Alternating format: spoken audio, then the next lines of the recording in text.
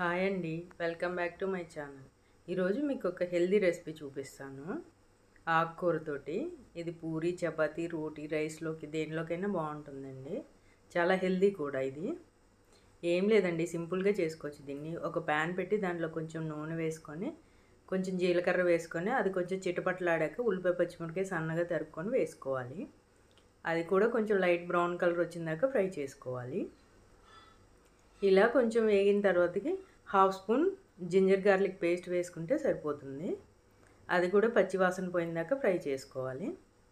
తర్వాత కొంచెం కరివేపాకును సన్నగా కట్ చేసుకున్న ఒక పెద్ద టమాటా వేసుకుంటే సరిపోతుంది. దీనిలో కొంచెం సాల్ట్ వేస్తే టమాటా త్వరగా సాఫ్ట్ అవుతుందండి. అలాగే కొంచెం పసుపు వేసుకోవాలి. ఇది లో ఫ్లేమ్లో పెట్టుకొని మగ్గించుకోవాలి. మూత పెట్టేస్తే ఒక 5 మినిట్స్లో మగ్గిపోతుంది. ఇలా మగ్గిన తర్వాతకి అంతా ఒకసారి కలుపుకొని బచ్చల కూరను వేసుకోవాలి. సన్నగా తరుక్కున్న బచ్చల కూర వేసేసుకొని అంతా ఒకసారి కలిపేసుకొని మూత పెట్టేసుకుంటే ఒక 5 మినిట్స్లో ఇది కూడా మగ్గిపోయి దగ్గరకు వచ్చేస్తుంది కూర అంతా.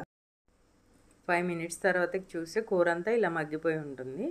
ఇప్పుడు దీన్ని అంతా ఒకసారి కలిపేసుకొని దీంట్లో ఉప్పు, కారం వేసుకోవాలి. ఇంతగా ఉప్పు వేసాం కదా, ఇప్పుడు కొంచెం ఉప్పు వేస్తే సరిపోతుంది. అలాగే కొంచెం కారం వేసుకోవాలి. కొంచెం మెంతిపిండి వేసుకోవాలి. ఒక పావు స్పూన్ మెంతిపిండి వేసుకుంటే సరిపోతుంది. ఇలా వేసుకున్నాక అంతా ఒకసారి కలిపేసుకొని దీనిలో ఇలా మెత్తగా మెదుపుకోవాలి. దీన్ని కొంచెం మెత్తగా ఇలా మెదుపుకుంటే సరిపోతుంది. ఇలా మెదుపుకున్నాక దీనిలో చింతపండు పులుసు వేసుకోవాలి. మీ పులుపు తగ్గట్టు పులుసు వేసుకుంటే సరిపోతుంది. మేము ఇక్కడ చిన్న నిమ్మకాయ సైజు అంత చింతపండు తీసుకున్నాను. ఇలా పులుసు పోసాక అంతా ఒకసారి కలిపేసుకొని మూత పెట్టేసి ఒక 5 to 10 మినిట్స్ లో ఫ్లేమ్లో ఉడికించుకోవాలి దీన్ని. అది ఉడికేలోపు ఇప్పుడు మనం ఒకటి ప్రిపేర్ చేసుకోవాలి. ఒక స్పూన్ బియ్యం పిండి, ఒక స్పూను నువ్వుల పిండి తీసుకొని దీనిలో కొంచెం వాటర్ వేసుకొని థిక్ పేస్ట్ లాగా కలుపుకోవాలి. ఇది కూర థిక్నెస్ కోసం అండి, అంటే కూర చిక్కగా వస్తుంది, గ్రేవీ లాగా వస్తుంది అనమాట. అందుకని ఇప్పుడు దీన్ని ఆ కూరలో పోసేసుకొని అంతా ఒకసారి కలిపేసుకోవాలి.